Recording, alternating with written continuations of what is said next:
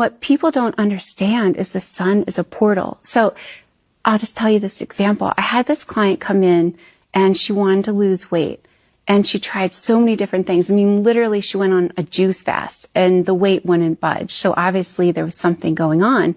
And usually when a client wants to lose weight, their subconscious will say, oh, the weight acts as like a protection. You know, that's usually the case. And if you can figure out a way to feel protected, the weight will come off very easily.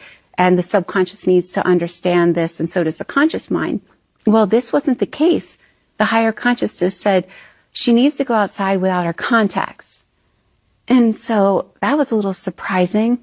I asked, what do you mean? And they said, she needs to be exposed to unfiltered sunlight because humans, all humans, need a little unfiltered sunlight because ultimately what's available to humanity right now is the power of this intelligence coming from the portals of the sun. It goes through the unfiltered eyes straight to the pineal gland, and it unlocks the human power. So true. And that's interesting that came through. And you and I did a session that you've transcribed a little bit about. Yes. And the sun played hugely in Yes. that back in Atlantean times too.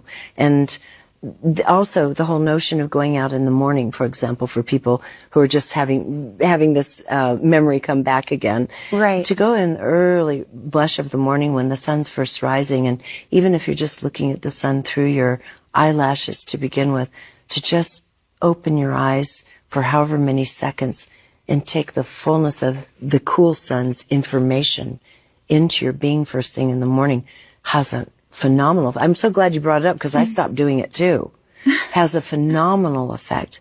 But they're saying also go out in and I would think bathe yourself in it however you can, but they say definitely through the eyeballs, unfiltered. That's so interesting because I'm always wearing my glasses. So I stopped doing that. Even just a little bit, they said, will unlock these dormant potentials within ourselves.